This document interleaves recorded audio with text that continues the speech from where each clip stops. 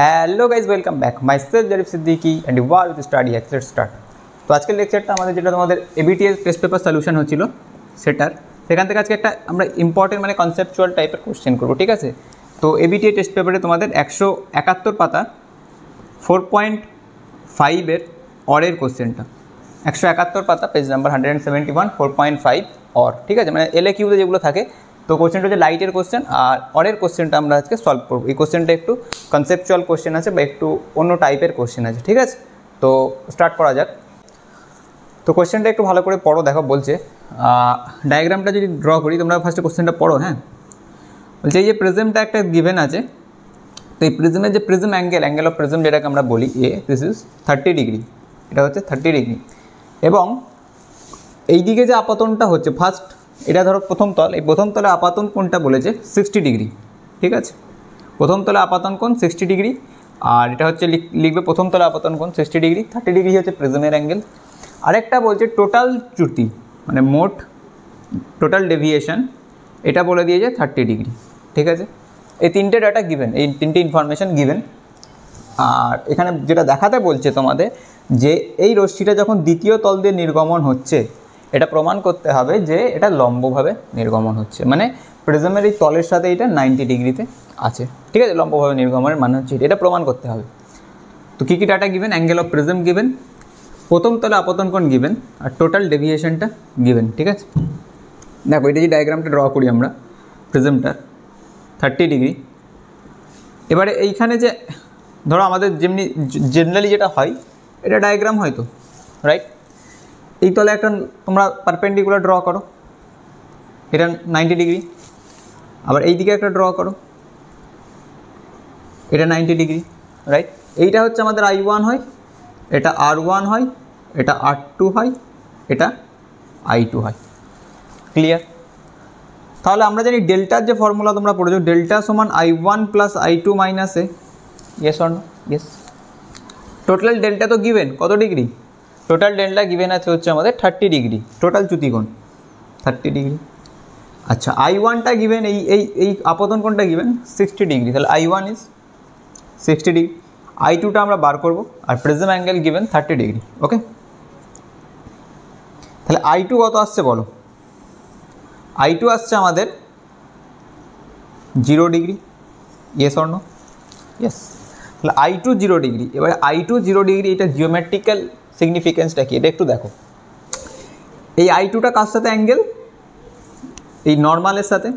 এই নর্মালের সাথে অ্যাঙ্গেলটা, এই রে যেটা অ্যাঙ্গেল তৈরি করে যে কোণ হয়, সেটাই হচ্ছে আমাদের I2, তাই তো, নির্গমন কোণ।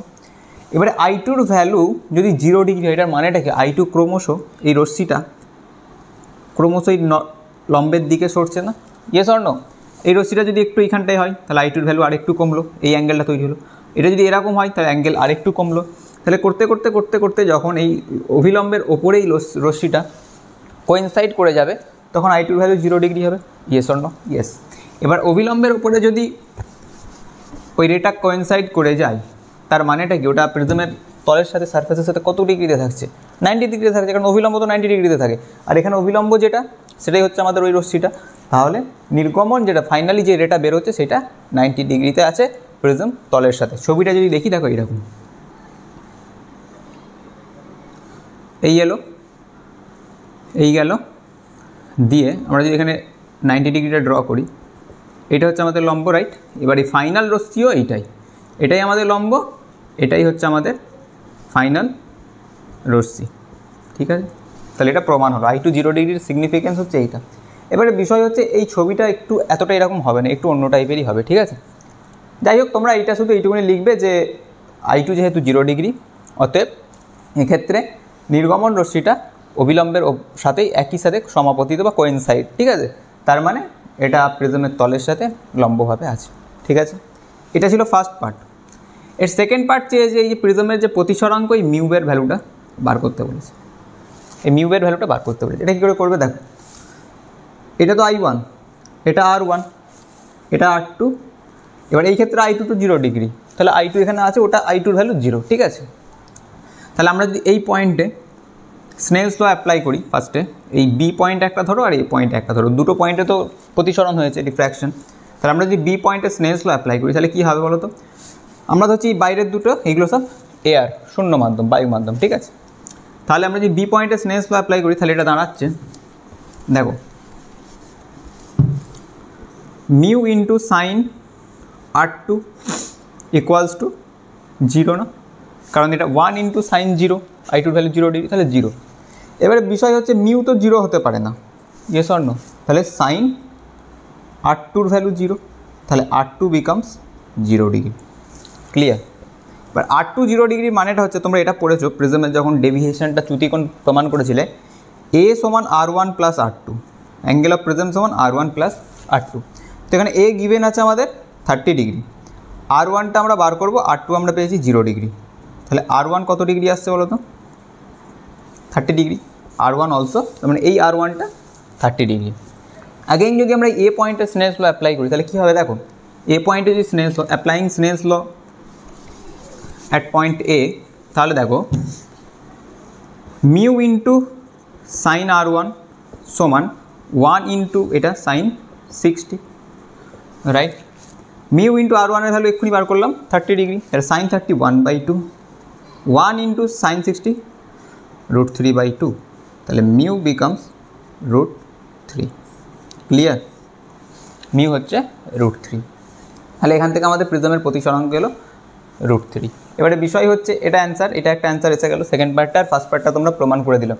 এবার আরেকটু বলি, তো আমরা যেটা আগেই লিখলাম একটু আগে, আমাদের কোশ্চেন সলভ হয়ে গেছে, ঠিক আছে, কিন্তু একটু জাস্ট তোমাদের জানার জন্য বলছি, একটু আগে আমরা যেটা লিখলাম না, মিউ নট ইকুয়াল টু 0, কিন্তু sine R2 equals to 0, R2 equals to 0, এটা লিখলাম, কিন্তু বিষয় হচ্ছে দেখো এই সাইন থিটা যদি 0 হয়, এখানে R2 আছে তাই, কিন্তু ইন জেনারেল আমরা বলতে পারি সাইন থিটা সমান 0। এবার সাইন থিটা 0 না জেনারেল সলিউশন অনেক হয়, n পাই হয়, n is any positive integer, ঠিক আছে। তো সেক্ষেত্রে পাই সাইন 0 ভ্যালু 0, পাইয়ের ভ্যালু 0, 2 পাইয়ের ভ্যালু 0, 3 পাইয়ের ভ্যালু, অনেক অ্যাঙ্গেলই তো 0 হচ্ছে, তাহলে আমরা 0 ডিগ্রিটাই কেন লিখছি। কিন্তু যেহেতু তোমাদের এটা মাধ্যমিক স্ট্যান্ডার্ড, এখানে অত জেনারেল সলিউশনের আইডিয়াও ইউজ করতে হবে না, এখানে তোমরা R2 ভ্যালুটা 0 ডিগ্রি ধরবে, ঠিক আছে, জাস্ট এইটুকুনি বলার জন্য। তো এটা ক্লাস 11-এর যখন ট্রিগোনোমেট্রি পড়বে তোমরা ম্যাথমেটিক্সে, general solution of trigonometric equation একটা চ্যাপ্টার আছে ট্রিগোনোমেট্রিতে, তখন তোমরা এগুলো জানবে, ঠিক আছে। তো আমাদের দুটো সলিউশন হয়ে গেল, একটা হচ্ছে রিফ্র্যাক্টিভ ইন্ডেক্স এলো √3, আর একটা হচ্ছে প্রমাণটা করলাম, যেটা পারপেন্ডিকুলার দেখাতে বললো, ওটা প্রমাণ হয়ে গেল। তো আজকে এই অবধি, কন্টিনিউ করতে থাকো, বাই।